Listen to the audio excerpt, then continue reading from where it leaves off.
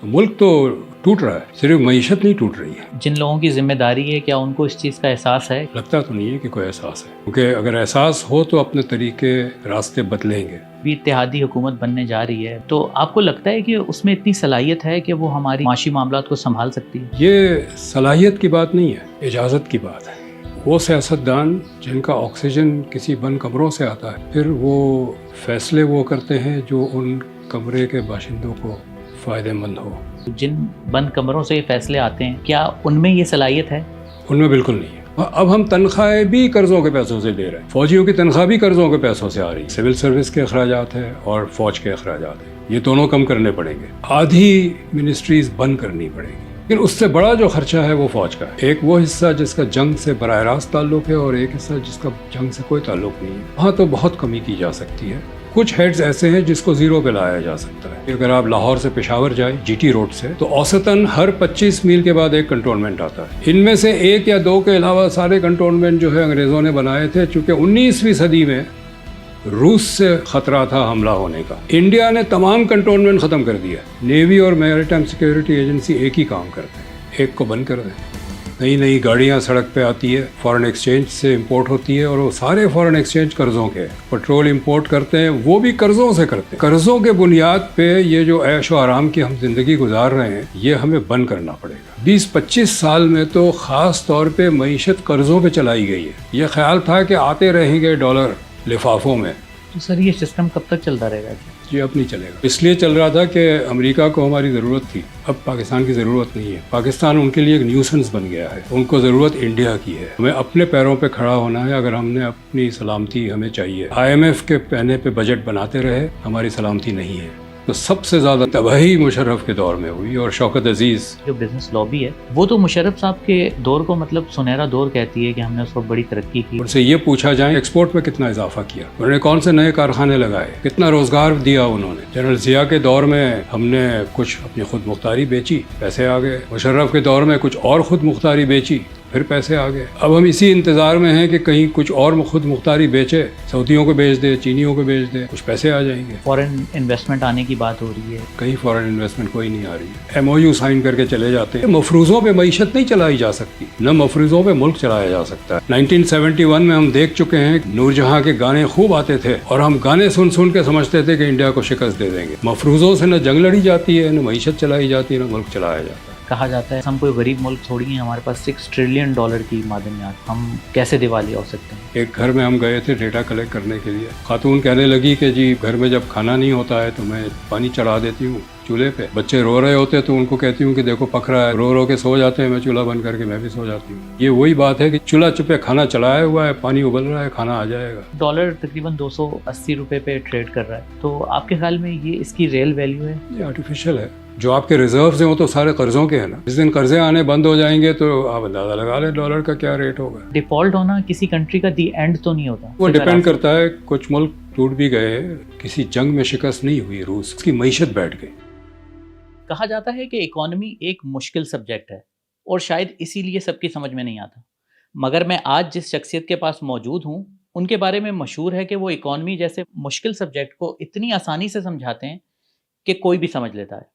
मैं मौजूद हूँ कैसर बेंगाली साहब के पास, आइए उनसे बात करते हैं। अस्सलाम वालेकुम सर, कैसे हैं आप? वालेकुम सलाम। सबसे पहले तो इकोनॉमी की तरफ बढ़ने से पहले एक थोड़ा सा सियासी क्वेश्चन है। ये जो रिजल्ट्स आए हैं इलेक्शन के, क्या आपके लिए वो सरप्राइज थे या इज इट ओके? बिल्कुल सरप्राइज नहीं थे। तवक्को था कि यही होगा। ठीक है, मतलब तवक्को यही है कि इसी तरह रिज़ल्ट को मैनिपुलेट किया जाएगा। देखिए, जब रिज़ल्ट मैनिपुलेट किए जाते हैं तो पार्टी पोजीशन तो कहीं नहीं रही ना।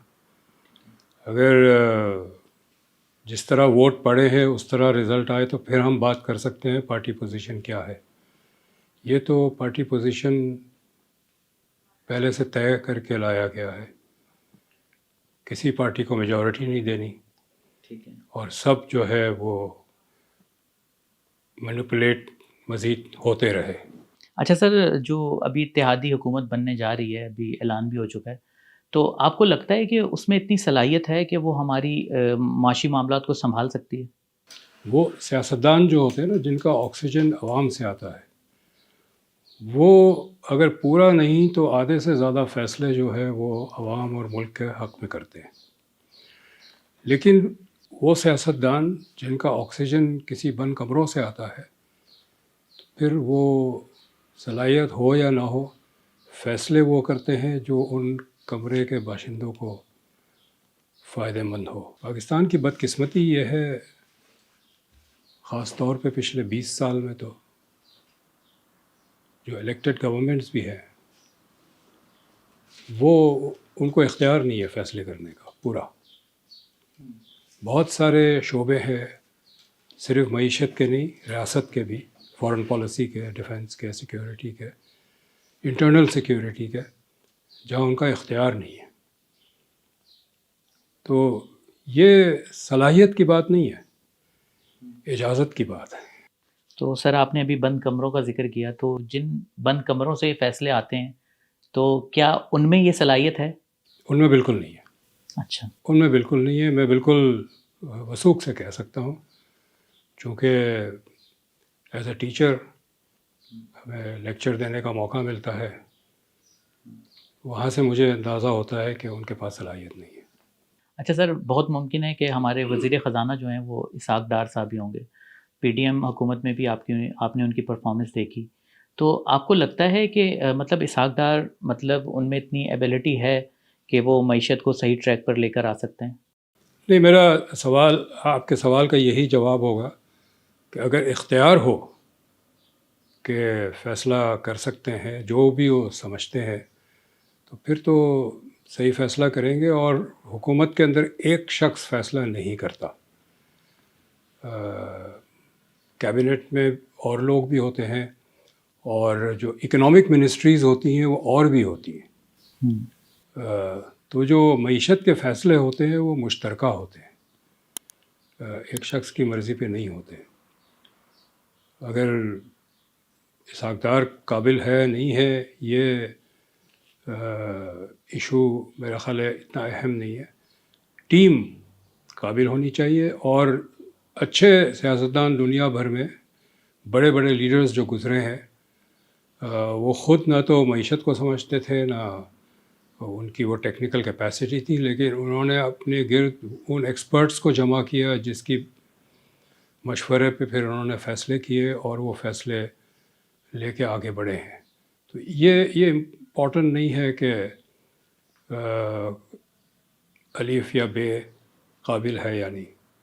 یہ امپورٹنٹ ہے کہ وہ بات سنتے ہیں کہ نہیں دوسروں کی، اور اگر انہوں نے یہ سمجھ لیا کہ مجھے سب کچھ آتا ہے اور کسی ماہرانہ رائے کی ضرورت نہیں ہے، تو پھر وہ اچھے فیصلے نہیں کر سکتے. کیا ہم فیلڈ اسٹیٹ ہیں؟ کیونکہ ایسا لگتا ہے کہ ہمیں ابھی آنے والے 3 سالوں میں $60 ارب سے زیادہ کے قرضے ریفنڈ کرنے ہیں. تو سر ہم یہ کہاں سے ارینج کریں گے؟ جب بھی میں گھر سے باہر نکلتا ہوں، کسی بھی سگنل پہ گاڑی روکتا ہوں، اور جو ہجوم آتا ہے فقیروں کا، جس میں ٹین ایج لڑکیاں بھی ہوتی ہے، بچے بھی ہوتے ہیں، تو مجھے اس وقت یہ احساس ہوتا ہے کہ we are a failed state.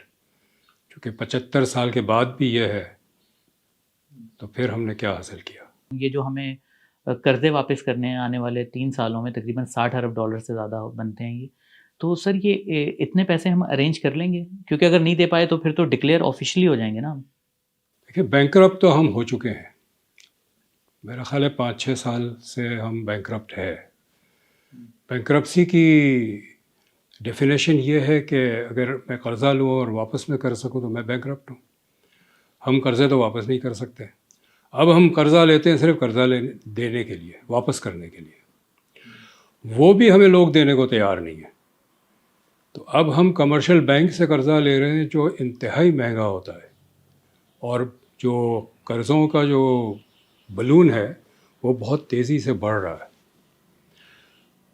وہ بھی ہے جب نہیں ملے گا ہمیں، چونکہ جیسے جیسے قرضے کا کوانٹٹی بڑھتی ہے تو ہمارا رسک جو پریمیم ہے وہ بھی بڑھتا جاتا ہے. ایک وقت میں پرائیویٹ کمرشل بینک بھی قرضہ دینے کو پھر تیار نہیں ہوتے، مہنگے انٹرسٹ ریٹ پہ بھی دینے کو تیار نہیں ہوتے، چونکہ ان کو خطرہ ہے کہ یہ تو ڈوب ہی جائے گا. تو پھر ہم نے اثاثے بیچنے شروع کیے. اب یہ جو نیا ایک آیا ہے کہ فوج ایگریکلچر میں انویسٹ کرے گی، اور وہ جوائنٹ وینچر کرے گی فورن پارٹیز کے ساتھ، تو ایک اور طریقہ ہے ڈالر لانے کا. لیکن ہر چیز ہم بیچ دیں گے تو آگے کیا بچے گا؟ تو سر ہم ہر چیز اثاثے اپنے بیچ رہے ہیں، مگر سر جو لگتا ہے کہ ان چیزوں کی پہلے پرائیویٹائزیشن ہونی چاہیے، جیسے پی آئی اے ہے، ریلوے ہے، اسٹیل مل ہے، تو سر جس طرف ہمیں جانا چاہیے ان کی ہم پہلے کیوں نہیں کرتے؟ باقی سب کچھ بیچ رہے ہیں. پہلے تو سوال ہے کہ پرائیویٹائزیشن ہونی بھی چاہیے کہ نہیں. جی اس پہ بھی آپ یہ کیوں بتائیے، سب نے طے کر لیا کہ پرائیویٹائزیشن ہونی ہے؟ کیونکہ سر ہمارے پاس کچھ ہے نہیں. 1990 کی دہائی جو ہے، اسٹارٹنگ 1992، 1-1.5 سال میں ہم نے 100 کے قریب کارخانے اور بینکس وغیرہ پرائیویٹائز کیے. کوئی فائدہ ہوا معیشت کو؟ اسی بحران میں رہے. یہ ایک مفروضہ بنا لیا ہے کہ ہم پرائیویٹائز کریں گے تو حالات بہتر ہو جائیں گے، لیکن حقیقت یہ بتاتے ہیں، اعداد و شمار بتاتے ہیں، پچھلے 30 سال کا تجربہ یہ بتاتا ہے کہ پرائیویٹائز کرنے کے بعد بھی ہمارے معاشی حالات ہم ٹھیک نہیں کر پائے. اس کا مطلب پرائیویٹائزیشن یا پبلک سیکٹر مسئلہ نہیں تھا، مسئلہ کہیں اور ہے. تو مسئلہ کہاں ہے سر؟ مسئلہ حکومت کے اپنے اخراجات ہے، جس میں سول سروس کے اخراجات ہیں اور فوج کے اخراجات ہیں. یہ دونوں کم کرنے پڑیں گے. اس کے بغیر آپ آگے نہیں بڑھ سکتے کہیں بھی. باقی ساری باتیں جیسے تھا نا، جب آگ لگتی ہے تو دھواں بھی بہت ہوتا ہے، باقی ساری باتیں دھواں ہیں. آپ دھوئے ہوئے پانی ڈالتے رہے، آگ نہیں بجھے گا. تو سر آپ نے سول سروس کی بات کی، ویسے تو اس کے اوپر بات ہوتی ہے، کم ہونے چاہیے. لاسٹ حکومت میں جو عمران خان کی حکومت تھی، ہم نے دیکھا کہ انہوں نے خرچے کم کرنے کے لیے بھینسیں بیچنے کی باتیں ہوئی، گورنر ہاؤس کو جو ہے ہم وہ کر دیں گے، کوئی پرائیویٹ وہ کر دیں گے. تو سر کیا اس سے فرق پڑے گا؟ جی یہ تو مذاق تھا، یہ جو ہوا ہے، اور ایسے مذاق ہوتے رہتے ہیں. ہمیں آدھی منسٹریز بند کرنی پڑے گی. اچھا. خاص طور پہ وہ منسٹریز جو 18ویں ترمیم کے بعد سبجیکٹ صوبوں کو چلا گیا، اس کا جواز نہیں ہے کہ ہم وفاق میں وہ منسٹری رکھیں.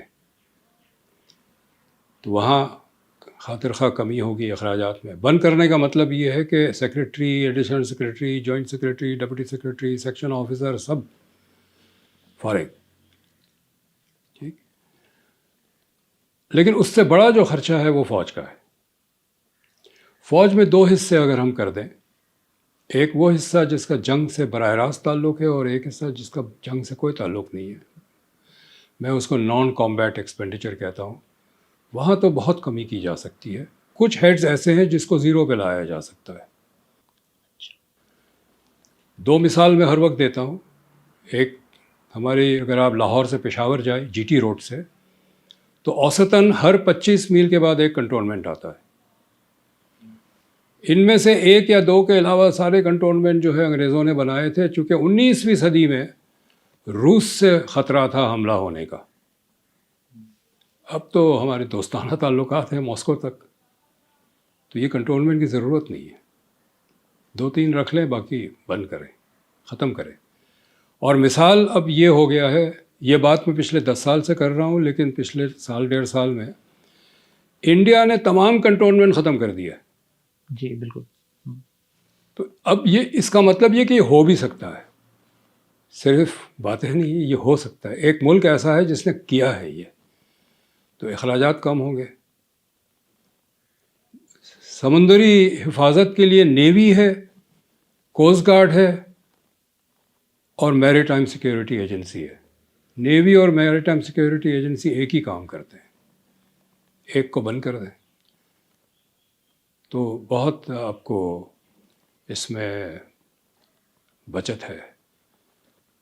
لیکن میرا خیال ہے اب جو جنگ کے حوالے سے اخراجات ہے اس پہ بھی بات کرنی چاہیے. تو اب جو جنگ ہے وہ الیکٹرانک سے لڑی جاتی ہے. تو یہ میرا خیال ہے بنیادی تبدیلیاں کرنے کی ضرورت ہے. ہم اس موڑ پہ پہنچے ہیں کہ سطحی تبدیلیوں سے کوئی فرق نہیں پڑے گا، کوئی بہتری نہیں آئے گی. یہ 2 اخراجات ہیں، اور اس کے بعد ہمیں امپورٹ پہ کنٹرول کرنا ہے. ہماری بہت ساری امپورٹس بالکل ضرورت کے تحت نہیں ہے. یہ جو نئی نئی گاڑیاں سڑک پہ آتی ہے یہ سب فارن ایکسچینج سے امپورٹ ہوتی ہے اور وہ سارے فارن ایکسچینج قرضوں کے ہیں. جب گاڑی دوڑتی ہے تو پیٹرول خرچ ہوتا ہے, ہم پیٹرول امپورٹ کرتے ہیں, وہ بھی قرضوں سے کرتے ہیں. تو یہ قرضوں کے بنیاد پہ یہ جو عیش و آرام کی ہم زندگی گزار رہے ہیں یہ ہمیں بند کرنا پڑے گا. پیٹرول کی راشننگ کریں, گاڑیوں کی تو امپورٹ بند کریں, اسمبلی بند کریں, کارخانے بند کریں گاڑیوں کے.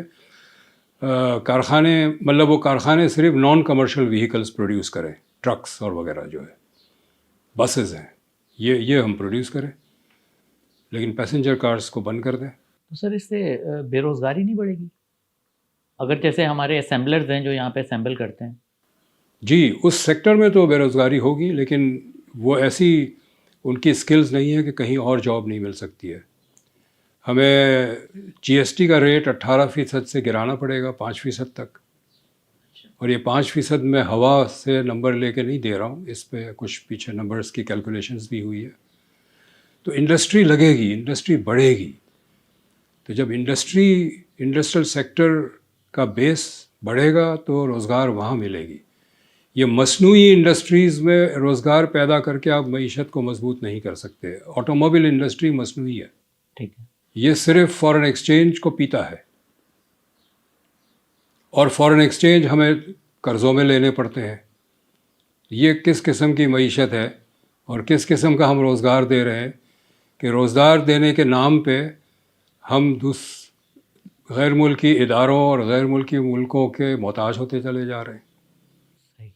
سر ابھی آپ نے جی ایس ٹی کی بات کی کہ جی ایس ٹی کو 18 سے 5 پر لے کے آئیں, تو سر یہ تو ہماری کمائی کا ایک بڑا ذریعہ ہے. اگر ہم کم کر دیں گے تو کمائیں گے کہاں سے سر؟ اخراجات کم کریں. اچھا, ایک طرف اگر آپ سمجھتے ہیں کہ انکم کم کر رہے ہیں تو سب سے پہلے تو اخراجات کم کریں.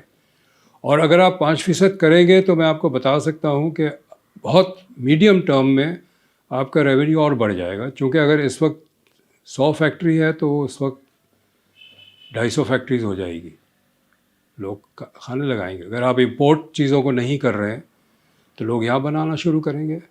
اور ایک وقت تھا کہ بہت ساری چیزیں جس وقت ہم امپورٹ کر رہے ہیں ہم بناتے تھے.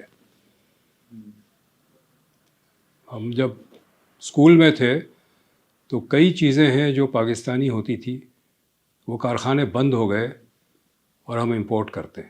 تو جب امپورٹ ہم نہیں کریں گے تو یہاں بنے گی چیزیں, یہاں بنے گی تو وہ ہم ایکسپورٹ بھی کریں گے, ڈالر کمائیں گے بھی اور روزگار بھی آئے گا. صحیح.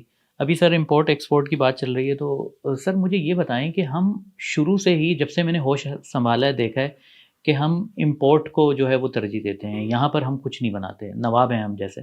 تو سر یہ جب یہ فیصلے ہو رہے تھے, جب ملک بنا, تو آپ کے خیال میں وہ تاریخ میں ایسا کون سا دور تھا کہ جب یہ میجر فیصلہ لیا گیا کہ ہم امپورٹ اورینٹ کنٹری ہی رہیں گے؟ کون ہے اس کا ذمہ دار سر؟ پاکستان کا جو پہلے 30 سال تھے نا, 47 سے 77 تک, یہ سنہری دور تھا. اس دور میں فوجی حکومت بھی آئی, سویلین بھی آئی, سوشلسٹ گورنمنٹ بھی تھی, کیپٹلسٹ بھی تھی. لیکن تمام حکومتوں کا ایک مقصد تھا معاشی ترقی حاصل کرنا, اور انہوں نے بہت معاشی ترقی حاصل کی. بڑے پیمانے پہ اثاثے بنائے گئے, Tarbela dam, Mangla dam, steel mill, port Qasim, heavy mechanical complex, heavy electrical complex. اور بہت زیادہ خاص طور پہ 1970s کی دہائی میں روزگار میں بہت اضافہ ہوا, بہت زیادہ. خواتین کے روزگار میں بہت اضافہ ہوا. 77 میں ہمارا جو ڈیولپمنٹ اسٹیٹ تھا وہ فوت ہو گیا. اس کے بعد جو ہے کوئی اکنامک ڈائریکشن نہیں, اور خاص طور پہ 1985 کے بعد تو جو فیصلے ہوئے وہ امپورٹ کے ذریعے فیصلے ہوئے. مطلب آپ کو ایک مثال دوں میں, کبھی پیاز مہنگا ہو جاتا ہے یا ٹماٹر مہنگا ہو جاتا ہے, خوب شور مچتا ہے, تو ہم امپورٹ کر لیتے ہیں فوراً, قیمتیں گر جاتی ہے.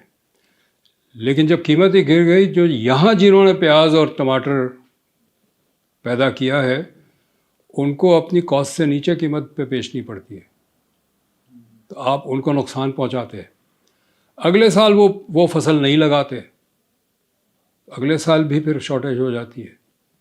تو یہ جو ایک فیصلہ ہے نا کہ آج کا مسئلہ حل کرو کل دیکھا جائے گا، یہ حکومت کرنے کا طریقہ نہیں ہے۔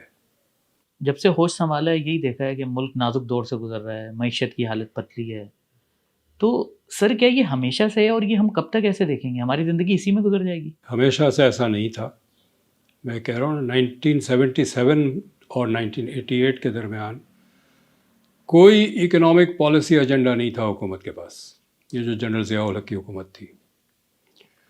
اس کی میں ایک کمپیریزن اسٹیٹسٹکس دوں، 1970s میں ہمارا جو ڈیولپمنٹ بجٹ کا گروتھ ریٹ تھا وہ تھا 21% پر اینم، ٹھیک ہے، انفلیشن نکال کے، اچھا، اور 1980 کے دہائی میں یہی گروتھ ریٹ جو ہے وہ 2.7% پہ گر گیا۔ آپ کا ایک گھر ہے جس میں شیشے بھی لگے کھڑکیوں میں اور بلب بھی ہیں، اور ایک کے بعد یہ ٹوٹنے اور خراب ہونے شروع ہو اور آپ بالکل اسے ریپلیس نہ کریں تو گھر کا کیا حالت ہوگا آپ بتا سکتے ہیں نا۔ پاکستان کا یہی حال ہے، جو اثاثے بنے ہوئے تھے اس کو بھی اس کی جو مینٹیننس کاسٹ ہوتی ہے جس کو ریپلیسمنٹ کیپٹل کہتے ہیں وہ نہیں دیا گیا۔ 2004 میں ایک پل ریلوے برج حیدرآباد کے پاس کولیپس ہو گیا اور 20 دن تک ٹرینز نہیں چل رہی تھی۔ کب سے زنگ لگ رہا ہوگا کہ پل گر گیا۔ 2005 میں کراچی پورٹ کے 4 برتھ سمندر میں کولیپس کر گئے۔ تو جب آپ اثاثے کو مینٹین نہیں کریں گے تو وہ ٹوٹ پوٹ کا شکار ہوگا۔ اور یہ جو لوڈ شیڈنگ ہے جس کا ہر گھر، ہر کارخانہ، ہر دفتر شکار ہے، یہ بھی اسی کا نتیجہ ہے کہ وقت پہ جو انویسٹمنٹ کرنی تھی آپ نے انویسٹمنٹ نہیں کی، اور جو انویسٹمنٹ کی وہ غلط کی۔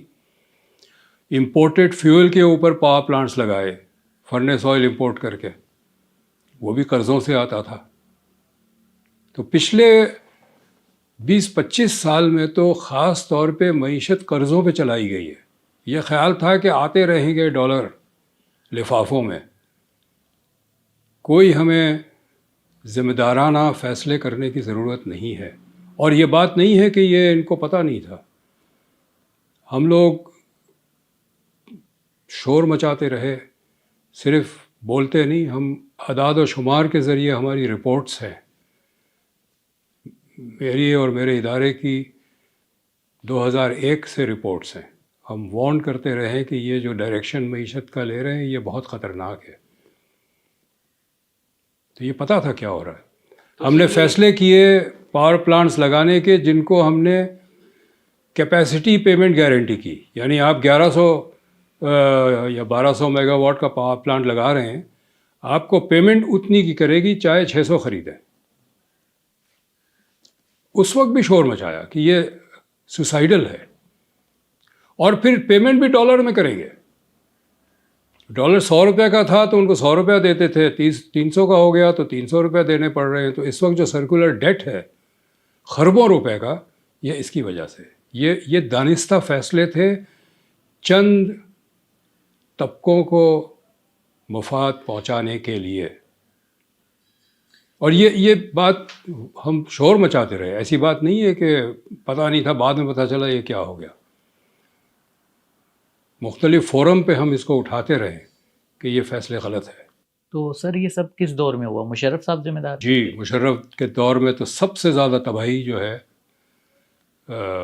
تباہی کی بنیاد تو ڈل چکی تھی، لیکن تباہی مشرف کے دور میں ہوئی۔ اور شوکت عزیز جو ایک کانٹریکٹر تھے جن کو ٹھیکہ دے کے بلایا گیا تھا باہر سے، بغیر ملکی مفادات کو فروخت دینے کے لیے، اور وہ اسٹیٹ بینک سب نے جو فیصلے کیے اس دور میں، وہ غیر ملکی عناصر کو فائدہ ہوا، ملک نے بہت بڑی قیمت ادا کی، اور ہم یہاں اس موڑ پہ کھڑے ہیں۔ سر مشرف صاحب کو آپ نے اس کا ذمہ دار قرار دیا، مگر ہمارے کچھ بزنس مین، خاص طور پہ ہماری جو بزنس لابی ہے، وہ تو مشرف صاحب کے دور کو مطلب سنہرا دور کہتی ہے کہ ہم نے اس وقت بڑی ترقی کی، ڈالر بھی مینٹین تھا، ہمارے ریزرو بھی تھے۔ وہ سر اتنا لائک کیوں کرتے ہیں؟ ہمارا جو بزنس کا طبقہ ہے نا، وہ کہے کہ آج مجھے منافع ہو جائے تو میں تعریف کروں گا۔ انہی منافعوں کی وجہ سے تو ملک بیٹھا ہے۔ اب شوگر انڈسٹری ہے خوب پیسہ کماتی ہے اور ملک دیوالیہ ہوتا چلا جا رہا ہے. تو وہ تو تعریف کریں گے ایسی حکومت کی جو ان کو موقع دے پیسہ کمانے کا. جتنی بزنس کمیونٹی تعریف کرتی ہے جو بھی کرتے ہیں ان سے یہ پوچھا جائیں کہ انہوں نے ایکسپورٹ میں کتنا اضافہ کیا, انہوں نے کون سے نئے کارخانے لگائے, کتنا روزگار دیا انہوں نے. میں وثوق سے کہہ سکتا ہوں کہ اس کا جواب صفر میں ہوگا. خوب پیسے بنائے, محل بنا لیے, گاڑیاں پہلے 1800 سی سی کی تھی تو اب 6000 سی سی کی گاڑی چلاتے ہیں, لیکن ملک کو دیوالیہ کر دیا.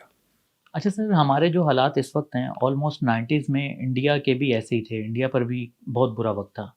تو سر مگر وہ لوگ تو چل کر مشکل فیصلے کیے اور سنبھل گئے. تو آپ کو لگتا ہے کہ ایسا کوئی معجزہ یہاں پر بھی ہو سکتا ہے ہمارے ساتھ, ہم بھی سنبھل سکتے ہیں؟ اس کے لیے معجزہ کی ضرورت نہیں ہے, اس میں سیاسی فیصلوں کی ضرورت ہے. جو حکمران طبقہ ہے, چاہے وہ فوج ہو, بیوروکریسی ہو, بزنس مین ہو, ان کو کچھ فیصلے کرنے پڑیں گے جس میں ان کو اپنا حصہ ڈالنا پڑے گا. اگر وہ ڈالنے کو تیار ہے تو ملک, میرا اپنا خیال ہے کہ 3 سال میں ہم بحران سے نکل سکتے ہیں اور 10 سال میں ہم مستحکم ہو سکتے ہیں.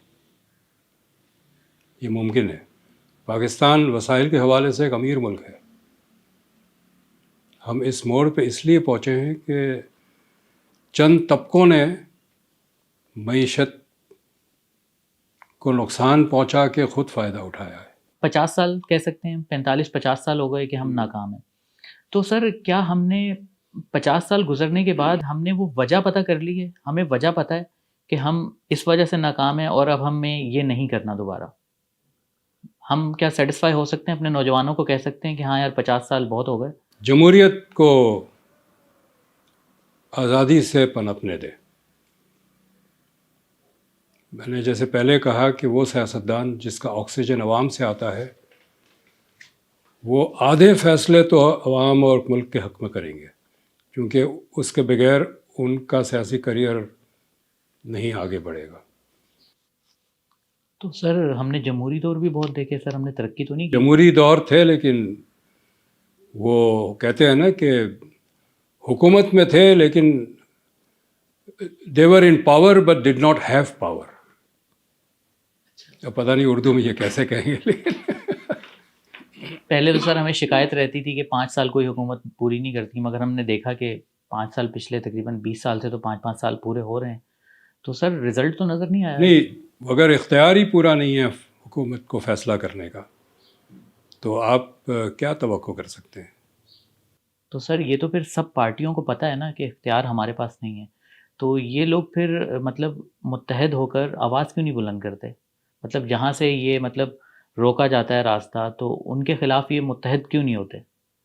لیکن یہ جو پارٹیز ہیں اور جو سیاستدان ہیں ان میں بہت سارے ایسے سیاستدان ہیں جو ٹیسٹ ٹیوب پروڈکشن ہے, وہ تو نہیں کرنے دے گی یہ فیصلہ, کیونکہ اس میں تو یہ ہوتا ہے کہ جو سیاستدان اس طرح سے کوئی محاذ بنانے کی کوشش کریں تو متبادل سیاستدان فوراً پیدا ہو جائیں گے. جیسے کارخانوں میں پاکٹ یونینز بنائی جاتی ہے, اس طرح پاکٹ یونین بنی ہوئی ہے سیاسی پارٹیوں کے اندر, سیاسی پارٹیوں کے ساتھ.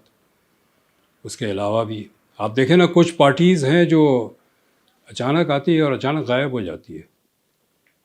وہ باپ پارٹی کدھر گئی بلوچستان میں, 5 سال بھی نہیں رہی زندہ.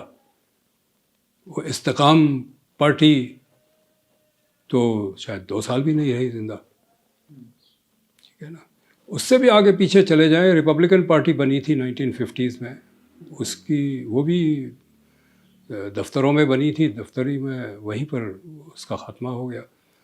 تو یہ جو پاکٹ یونینز بنائی جاتی ہے, اس سے معیشت تو کیا ملک بھی نہیں چل سکتا. ملک کا جو اس وقت حال ہے صرف معیشت کا بگاڑ نہیں ہے. آپ دیکھیں کہ بلوچستان اور خیبر پختونخوا میں مستقل واقعات ہوتے ہیں کوئی ہفتہ ایسے نہیں جاتا جب ہمارے جوانوں کی فوجی جوانوں کی اموات نہیں ہوتی ہے، بم بلاسٹ نہیں ہوتے ہیں. تو ملک تو ٹوٹ رہا ہے، صرف معیشت نہیں ٹوٹ رہی ہے. تو آپ کے خیال میں جن لوگوں کی ذمہ داری ہے، کیا ان کو اس چیز کا احساس ہے کہ ملک ٹوٹ رہا ہے، اسے بچا لیں، یا ابھی بھی نہیں ہے، وہ صرف دیکھ رہے ہیں؟ ہم دعا کر سکتے ہیں کہ ان کو احساس آ جائے. ابھی نہیں ہے اس وقت؟ لگتا تو نہیں ہے کہ کوئی احساس ہے، کیونکہ اگر احساس ہو تو اپنے طریقے راستے بدلیں گے، اس کے کوئی ہمیں آثار نظر نہیں آتے. صحیح. اچھا سر، آپ کے خیال میں ہماری ناکامی کی دو بڑی وجہ مجھے جو لگتی ہیں وہ بیڈ گورننس اور کرپشن لگتی ہیں. میں تو اسٹوڈنٹ ہوں، آپ کا ویو کچھ اور ہوگا. تو سر آپ کے خیال میں دو مین ریزنز کیا ہیں ہماری ناکامی کی؟ کیا یہ دو وجوہات بڑی وجہ ہیں؟ یہ دونوں نہیں ہے، اچھا.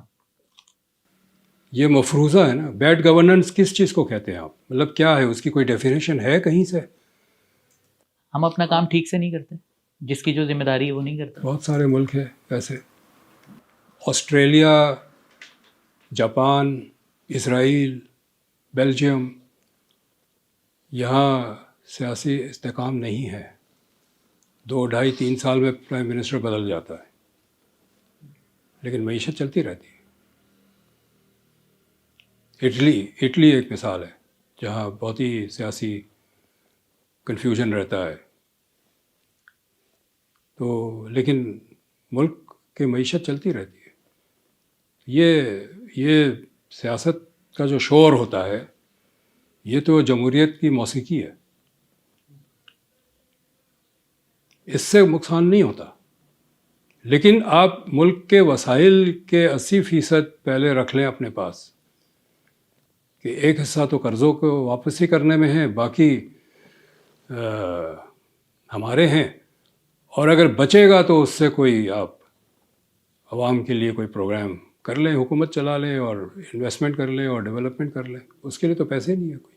تنخواہ بھی تو اب ہم تنخواہیں بھی قرضوں کے پیسوں سے دے رہے ہیں. فوجیوں کی تنخواہ بھی قرضوں کے پیسوں سے آ رہی ہے. مسئلہ یہ ہے، مسئلہ کوئی گورننس نہیں ہے. اور کرپشن سمجھتے ہیں آپ کہ کرپشن بھی؟ کرپشن ہے، لیکن ہم بہت سارے ملکوں میں کرپشن ہے. آپ اور دیکھیں، امریکہ میں ایک وائس پریسیڈنٹ جیل گئے ہیں، فرانس میں ایک پریزیڈنٹ ایکس پریزیڈنٹ جیل گئے ہیں، انڈیا میں بھی ہوا ہے. یہ تو کرپشن تو ہر جگہ ہوتا ہے. کرپشن کی وجہ سے معیشت اس طرح نہیں بیٹھتی جس طرح آپ بیٹھی ہیں. بات یہ ہے کہ جن کو جو سیاستدان اگر کہہ لیں، جن کو بٹھایا جاتا ہے حکومت چلانے کے لیے، انہی پہ الزام ہوتا ہے نا کرپشن کا. ان کے پاس تو پیسے ہی بہت تھوڑے سے ہوتے ہیں. سب سے زیادہ پیسے تو سارے پہلے سے نکال دیے گئے ہوتے ہیں، تو وہ کتنا کرپشن کریں گے؟ اور پھر یہ کہ جب اس کو پتہ ہے کہ ہم نے کوئی میننگ فل فیصلے نہیں کرنے، ہمارے پاس اختیاری کوئی نہیں ہے، تو جو ہے تو اپنی تھوڑی بہت فائدہ پہنچا لو اپنے آپ کو. کرپشن پھر وہاں آتا ہے نا. ان کو پتہ ہے کہ ہم کر تو کچھ نہیں سکتے، اپنی جیب بھر لیں. تو جو پیسے ہیں وہ اس میں کچھ آس پاس کے لوگوں کو فائدہ پہنچا لیں، رشتہ داروں کو، دوستوں کو، ادھر ادھر. تو سر یہ سسٹم کب تک چلتا رہے گا ایسے؟ نہیں چلے گا. سر چل تو رہا ہے 50 سال سے. آپ جی اب نہیں چلے گا. وہ اس لیے چل رہا تھا کہ امریکہ کو ہماری ضرورت تھی، وہ چلا رہا تھا. اب پاکستان کی ضرورت نہیں ہے. پاکستان ان کے لیے ایک نیوسنس بن گیا ہے. ان کو ضرورت انڈیا کی ہے. وہ پاکستان کو سیکریفائز کر دیں گے انڈیا کے خاطر. ہمیں اپنے پیروں پہ کھڑا ہونا ہے. اگر ہم نے اپنی سلامتی ہمیں چاہیے. اگر ہم اسی طرح قرضوں کے محتاج رہے اور IMF کے کہنے پہ بجٹ بناتے رہے تو ہماری سلامتی نہیں ہے. سر ابھی آپ نے IMF کی بات کی. لاسٹ جو ہمارا معاہدہ ہوا تھا اس نے غریب کی آنکھوں سے آنسو نکال دیے. گیس اتنی مہنگی ہوئی، بجلی اتنی مہنگی ہوئی. تو اب یہ کہہ رہے ہیں کہ اب یہ معاہدہ ختم ہوگا تو ہم نئے پروگرام میں جائیں گے. تو سر تو کیا بنے گا پھر؟ نئی وہ تو شرطیں آئیں گی؟ ابتدا تھا. وہ ابتدا تھا. آگے دیکھیں اور کیا ہوتا گیس ہے. 400% مہنگی ہو چکی جی ہے, ابھی اور بجلی ہوگی, ڈبل سے ٹرپل ہو چکی ہے, اور ہوگی. غریب کا کیا ہوگا سر؟ غریب وہی آپ دیکھیں سڑک پہ فقیر کتنے آ گئے ہیں. کچھ تو جو مڈل کلاس لگتا ہے کہ یہ مڈل کلاس کے ہیں جو پیسے مانگ رہے ہیں سڑک پہ کھڑے رہ گئے. ہم جانتے ہیں ایسے لوگوں کو جن کی نوکری چلی گئی ہے. آپ کے میڈیا میں ایسے لوگ ہیں, گاڑی کھڑی ہے گھر میں لیکن بس کے کرائے کے پیسے نہیں ہیں.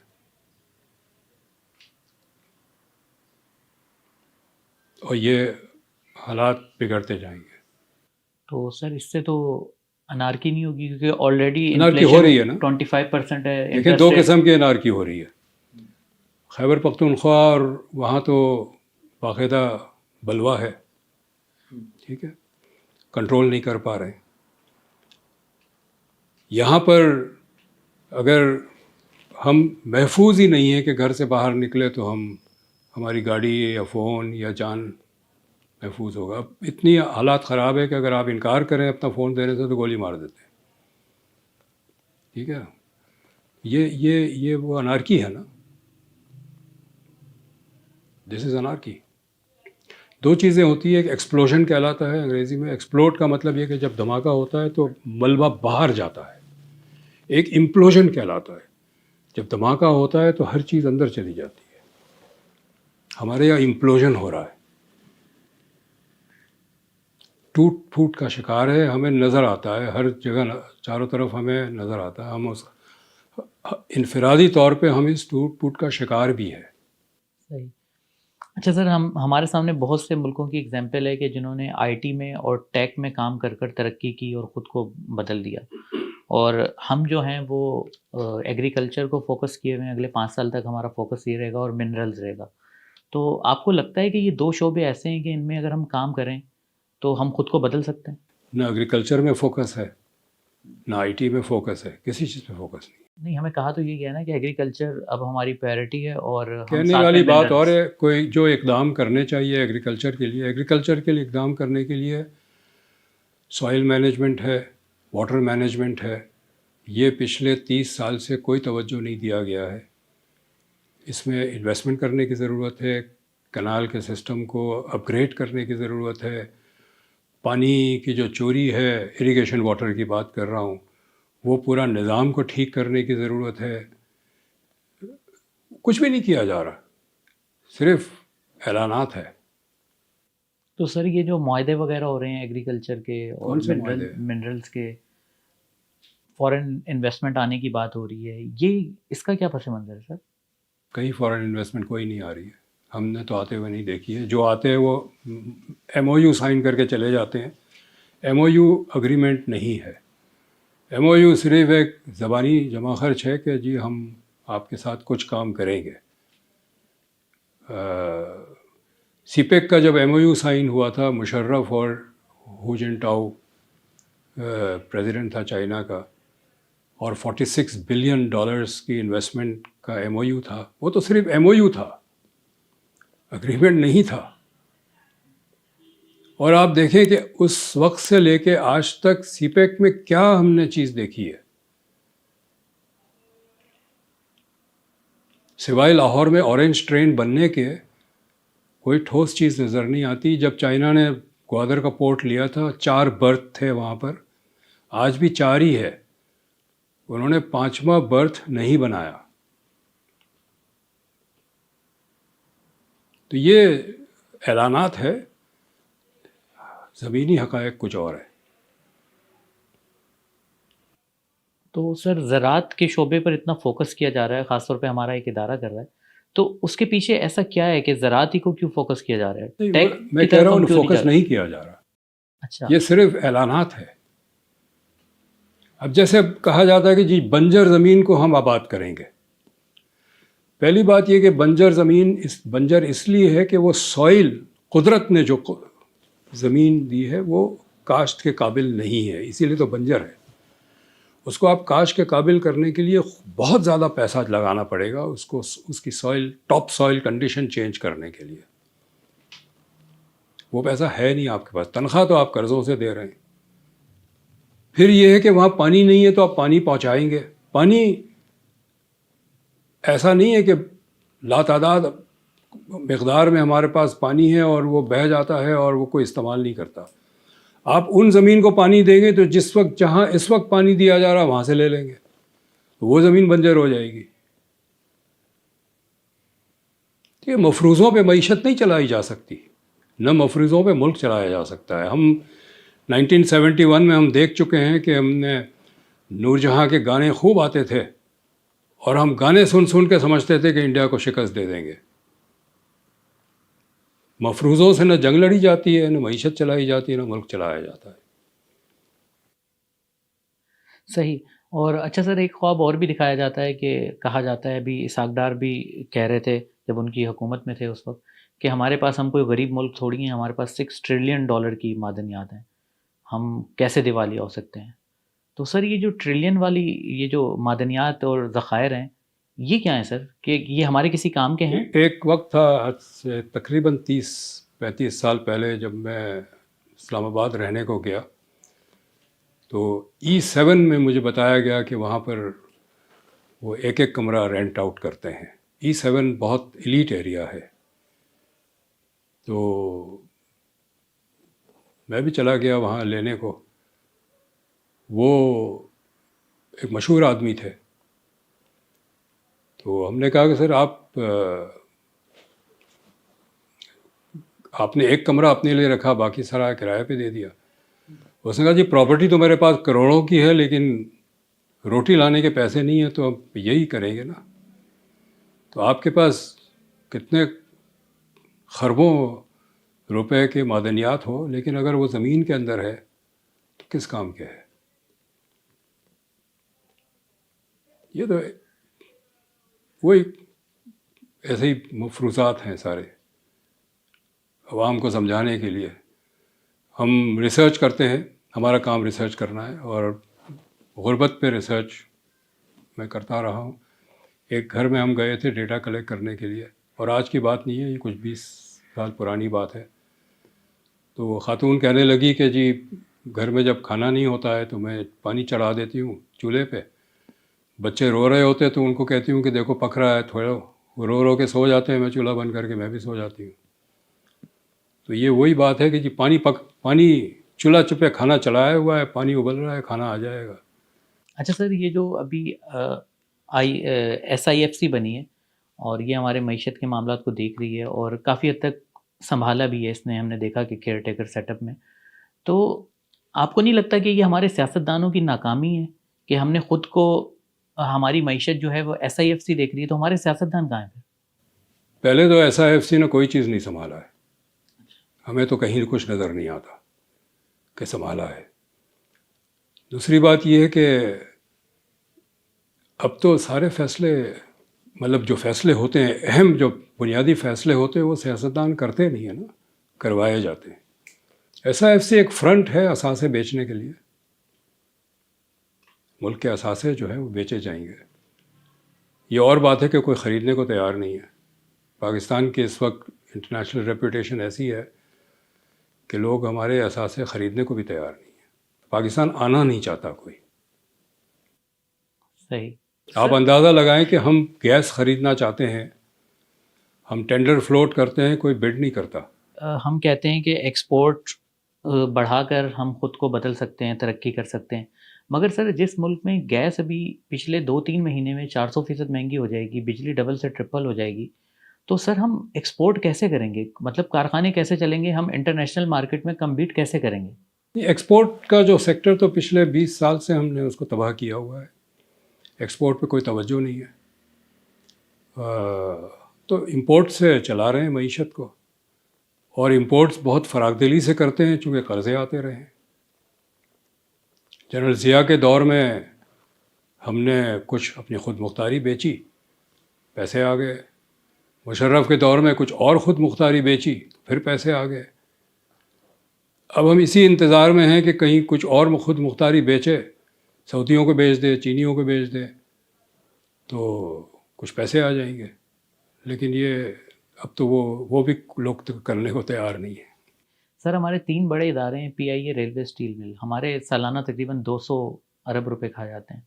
تو سر ہم اتنے اثاثے بیچ رہے ہیں، یہ جو سفید ہاتھی ہم کون سے اثاثے بیچ رہے ہیں؟ کچھ بھی نہیں بک رہا. ہم بیچ نہیں پا رہے. تو سر ان کو پھر بند کر دینا حل ہے؟ آپ کو لگتا ہے جو 2-4 دیکھیں بڑے ادارے یہ سارے ادارے ٹھیک چل سکتے ہیں اگر سیاسی فیصلہ کریں کہ اس کو ہم نے چلانا ہے.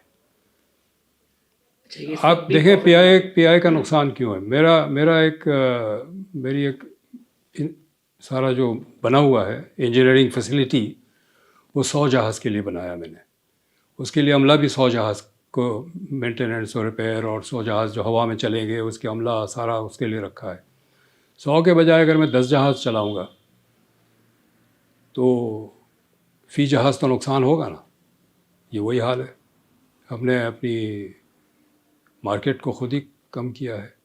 اسٹیل مل جو ہے پچھلے 30 سال سے کوئی اس میں repair and maintenance replacement machinery کی نہیں ہوئی. پرانی مشینری پہ چلاتے چلاتے ساری خراب ہو گئی. تو یہ ساری چیزیں دوبارہ چل سکتی ہیں. کئی ملکوں میں پبلک سیکٹر میں یہ تمام چیزیں چلتی ہیں. ہم تو بیچنا چاہتے ہیں نا. آپ مثال لے لیں، پی ٹی سی ایل ہم نے بیچا اتصالات کو. بیچنے کے وقت یہ کہا جاتا تھا کہ ریاست کا کام ہی نہیں ہے تجارت کرنا، تو ہم بیچ دیں گے، منافع بخش ادارے بھی بیچ دیں گے. یہ شوکت عزیز کے الفاظ ہیں. لیکن ہم نے کس کو بیچا؟ اتصالات کو، جو ایک ریاستی ادارہ ہے. یہ کہتے ہیں جی ریاست کا کام نہیں ہے حکومت کرنا، لیکن غیر ملکی ریاست آ کے ہمارے یہاں کاروبار کر سکتی ہے. بات یہ ہے کہ ان کو بیچنا تھا. جواز ہر وقت مختلف بنا لیتے ہیں. کسی اصول کے تحت ہم نے نہیں پرائیویٹائز کیا ہے جو اب تک پرائیویٹائزیشن ہوئی ہے. 1992 میں جو انڈسٹریز پرائیویٹائز ہوئی 100 کے قریب، ان میں سے 2 یا 3 کے علاوہ ساری 6 مہینے کے اندر بند ہو گئی. کیونکہ جنہوں نے خریدا تھا انہوں نے کارخانہ نہیں چلانا تھا، وہ زمین چاہیے تھی، وہاں انہوں نے ہاؤسنگ کالونی بنا کے پلاٹنگ کر کے بیچ دیا. یہ مفروضہ ہے نا کہ جی نقصان ہو رہا ہے بیچو. اس وقت نعرہ یہ تھا، اور یہ نواز شریف والوں کو ہی نعرہ تھا، کہ یہ جو ہم سارے بیچ دیں گے تو اس سے بچت جو ہوگی وہ ہم تعلیم اور صحت پہ لگائیں گے. 1 روپیہ نہیں لگایا. اچھا سر، یہ جو ہمارا گردشی قرضہ ہے خاص طور پر پاور سیکٹر کا، بڑے عرصے سے ہمارے لیے درد سر بنا ہوا ہے، تو سر یہ قابو میں کیوں نہیں آ رہا؟ یہ تو دن بہ دن بڑھتا جا رہا ہے. تو ایک وقت تو ایسا آئے گا کہ مطلب یہ اس وقت 3 ایسے پاور پلانٹس ہیں جو پاور پروڈیوس نہیں کر رہی ہے، لیکن حکومت اسے پیسے دے رہی ہے. چونکہ جو اگریمنٹ انہوں نے کیا ہے نا کیپیسٹی پیمنٹس کا، کہ جو آپ کی پروڈکشن کی کیپیسٹی ہے اس کی پوری پیمنٹ ملے گی، چاہے ہم آپ سے بجلی خریدیں یا نہ خریدیں. تو یہ تو ان سے بات چیت کر کے یہ اس اگریمنٹ کو بدلنا پڑے گا، یا کوئی حل اس کا نکالنا پڑے گا. حل ہے اس وقت ٹیکنیکل ڈسکشن تو ہو نہیں سکتی ہے، لیکن تو سر یہ تقریباً 15 سال تو میرے خیال ہو گئے ہیں شاید. تو یہ کتنے سال کا ایگریمنٹ ہے جو ہم چینج نہیں کر سکتے؟ یہ جنرلی اگریمنٹ 3 سال کے ہیں. کچھ پلانٹس ایسے ہیں جو اگلے 2 سال میں ایکسپائر ہو جائے گا، تو وہاں تو بچت ہوگی. لیکن یہ بھی ہو سکتا ہے کہ ان کمپنیز سے بات کریں کہ آپ کے چلیں 6-7 سال رہ گئے ہیں، آپ کا جو پچھلا ریکارڈ ہے منافع کا، وہ 6-7 سال کا منافع ہم آپ کو دے دیتے ہیں، کارخانہ ہمیں دے دیں، بند کر دیں اس کو. یہ بھی ممکن ہے، ایک دفعہ کر کے بند کر دیں اس کو. لیکن وہ فیصلے کرنے ہوں گے نا. تو سر اگر کارخانے بند ہو جائیں گے تو ابھی گرمیاں آ رہی ہیں آپ کے کہنے کے مطابق، تو پھر بجلی کا شارٹ فال نہیں ہو جائے گا؟ بجلی کا شارٹ فال نہیں ہے، بجلی جنریشن سرپلس میں ہے. ہاں وہ تو سرپلس میں ہے. بجلی جنریشن سرپلس میں، تبھی تو یہ بند رکھتے ہیں. یہ انہوں نے ایک میرٹ لسٹ بنائی ہوئی ہے، لسٹ 3 مہینے 6 مہینے ان کی باری آتی ہے، پھر یہ بند کر دیتے ہیں، دوسروں کی باری آتی ہے. یہ بھی ایک غلط سیاسی فیصلہ تھا کہ ہم جنریشن بناتے چلے گئے اور ڈیمانڈ گرتی چلی گئی. کارخانے جب بند ہو رہے ہیں تو ہم صرف گھر میں اے سی ہی چلائیں گے نا اس سے. تو کوئی پاور ڈیمانڈ سپلائی کی پلاننگ نہیں تھی. یہ 2 پلانٹس لگائے گئے کول فائرڈ پنجاب میں, وہ بھی امپورٹڈ کول پہ بنائے گئے جبکہ لوکل کول اویلیبل ہے. کسی کو فائدہ تھا امپورٹ کرنے پہ, اور امپورٹ کر کے پنجاب میں لگائے گئے. اگر آپ نے امپورٹ کرنا تھا تو وہ کارخانہ کراچی میں لگنا تھا, اس لیے کہ کوئلہ لے جانا زیادہ مہنگا ہے, بجلی تاروں سے پہنچانا سستا ہے. تو آپ نے خواہ خواہ کوئلہ ٹرانسپورٹ کرنے کا فریٹ کاسٹ دیا جو بچ سکتا تھا. تو یہ سارے اسی قسم کے فیصلے ہیں جس کی وجہ سے چند کسی کو فائدہ پہنچانا تھا نا. ایک اعلان ہوتا ہے کہ جی گندم کی سرپلس پروڈکشن ہے, ایکسپورٹ کر دیتے ہیں. بعد میں پتہ چلا نہیں جی وہ غلط فگر تھا, سرپلس نہیں ہے, شارٹیج ہے, پھر ہم امپورٹ کرتے ہیں. یہ دانستہ فیصلے ہیں سارے. سر پاور سیکٹر کے بارے میں سب کو ہی پتہ ہے, ہمارے جو ہے حکمرانوں کو بھی پتہ ہے, مگر پھر بھی ہم نے دیکھا کہ ابھی جو الیکشن ہوا ہے اس کی سیاسی مہم میں ہم نے دیکھا کہ لوگوں کو یہ نعرہ بیچا گیا کہ ہم 300 یونٹ تک اقتدار میں آئے تو بجلی فری کر دیں گے. تو سر یہ جھوٹ کیوں بولتے ہیں سر ہم؟ کیا واقعی ایسا پاسبل ہے کہ 300 یونٹ تک پورے پاکستان میں بجلی فری ہو جائے؟ پاسبل تو ہے, لیکن سوال یہ ہے کہ وہ ساتھ یہ بھی بتائیں کہ اس کے وسائل کہاں سے آئیں گے. جو بھی وعدہ کریں, اور یہ دیکھیں اور ملکوں میں, امریکہ لے لیں آپ, وہاں جو بھی کوئی پروپوزل پریزنٹ کرتا ہے نا, اس کے ساتھ پورا اس کے اعداد و شمار ہوتے ہیں کہ اس کے وسائل کہاں سے آئیں گے, اور جہاں سے آپ وسائل نکالیں گے اس سیکٹر کا کیا ہوگا. یہ پورا ایک بیلنس شیٹ بنا کے پیش کرتے ہیں. وہ صرف اعلان دینا کافی نہیں ہے. ہمارے یہاں صرف اعلان کر دیتے ہیں کہ ہم یہ کریں گے. یہ عمران خان نے بھی کہا تھا نا, اتنے کروڑ گھر بنائیں گے, اتنے کروڑ نوکری دیں گے. اس وقت بھی ہم پوچھ رہے تھے کہ بھائی ان کا حساب تو بتاؤ, آئے گا کہاں سے پیسہ. آج بھی ہم یہی پوچھتے ہیں, جو بھی آپ وعدہ کرتے ہیں بتاؤ ہمیں پیسہ کہاں سے آئے گا. آپ کے پاس تنخواہ دینے کے لیے تو پیسے نہیں, آپ قرضہ لے کے تو تنخواہ دیتے ہیں, اور یہ سارے وعدے آپ کس بنیاد پہ کرے جا رہے ہیں. ہمارا ایک پڑوسی ہے انڈیا, ہم ہر معاملے میں اس سے مقابلے کرنے کا خواب دیکھتے ہیں. تو اب تو ہماری حالت ایسی ہے کہ ہمارا زندہ رہنا مشکل ہو گیا. تو آپ کو لگتا ہے کہ اس وقت بھی ہم کسی شعبے میں ہم اپنے پڑوسی کا مقابلہ کر سکتے ہیں؟ اس وقت تو نہیں کر سکتے. معیشت لے لیں, دفاع کے تیاری لے لیں, فلم انڈسٹری لے لیں, میوزک لے لیں, تعلیم لے لیں, سائنس لے لیں, ٹیکنالوجی لے لیں, ہم کسی شعبے میں اس قابل نہیں کھڑے ہیں کہ ہم مقابلہ کریں. انڈیا نے تو چاند پہ بھی ایک جہاز اتار دیا, ہم تو اپنا جہاز بھی نہیں چلا سکتے. تو سر ہماری یہ جو اسکل لوگ ملک سے باہر جا رہے ہیں, ہر سال تقریباً 6-7 لاکھ لوگ چلے جاتے ہیں. تو سر یہ اگر یہ قابل لوگ ملک سے چلے جائیں گے تو پھر بچے گا کون؟ ملک کیسے چلے گا سر؟ نہیں چل رہا نا. اس وقت مجھے پتہ ہے جو کارپوریٹ سیکٹر ہے, بزنس سیکٹر ہے, چاہے وہ بڑے ہو چھوٹے ہو, سب شکایت کر رہے ہیں کہ ہمارے لوگ چلے گئے. جس جگہ میں اپنی گاڑی سروس کراتا ہوں اس نے مجھے کہا کہ ابھی نہیں بھیجنا, میرے پاس میرا سٹاف نہیں ہے. اس وقت ہم گاڑی نہیں لے رہے ہیں سروس کرنے کے لیے, کیونکہ جو 2 بندے تھے جو ہمارے ٹیکنیکل, وہ مڈل ایسٹ چلے گئے. ہر بزنس کا یہ مسئلہ ہے, بڑی کمپنی ہو چھوٹی کمپنی ہو, لوگ نہیں ہے کام کرنے کے لیے. جی بی ٹیم کیا, سی ٹیم سے چل رہا ہے ملک, بی ٹیم بھی جا رہی ہے. دیکھیں نا بی ٹیم کو, دیکھیں آپ کتنے پاکستانی میڈیٹرینین سی میں ڈوب کے مر گئے. جس ملک کے اتنے سارے پوری ایک فوج نکل کے جائیں, اللیگل کراسنگ کرنے کی کوشش کریں, تو مڑ کے ہمیں یہ پوچھنا چاہیے کہ ملک کے کیا حالات ہوں گے کہ ان کو مجبور کیا کہ وہ ادھر جا کے کشتیوں میں جائیں اور ڈوب کے مر جائیں. اور یہ بہت غریب لوگ نہیں ہیں. مطلب ایک کیس آیا تھا اس نے 30 لاکھ روپے دیے تھے وہاں جانے کے لیے. 30 لاکھ تھے نا ان کے پاس, بہت غریب نہیں تھے. لیکن اس نوجوان کو کوئی امید نہیں تھی ملک کے اندر. اس نے کہا سب کچھ بیچ کے, سب کچھ چھوڑ کے نکلو یہاں سے, جب ہم نے اپنے ملک کو یہاں پہنچایا ہے. اچھا سر, اس وقت ڈالر تقریباً 280 روپے پہ ٹریڈ کر رہا ہے, تو آپ کے خیال میں یہ اس کی ریئل ویلیو ہے یا یہ آرٹیفیشل ہے؟ یہ آرٹیفیشل ہے. آرٹیفیشل اس طرح سے ہے کہ جو آپ کے ریزروز ہیں وہ تو سارے قرضوں کے ہیں نا. جس دن قرضے آنے بند ہو جائیں گے تو آپ اندازہ لگا لیں ڈالر کا کیا ریٹ ہوگا. سارا قرضوں پہ، سارا ملک قرضوں پہ ہے اس وقت. اور قرضے بھی ہم کمرشل بینک سے لیتے جا رہے ہیں. کوئی ایک کمرشل بینک پاکستان کو کہہ دے کہ جی ہمارا قرضہ واپس کریں اب، اور ہمارے پاس وہ قرضہ واپس کرنے کے لیے نہ ہو پیسے، یا دوسرا بینک وہ قرضہ دینے کو تیار نہ ہو، تو ملک دیوالیہ ہو جائے گا.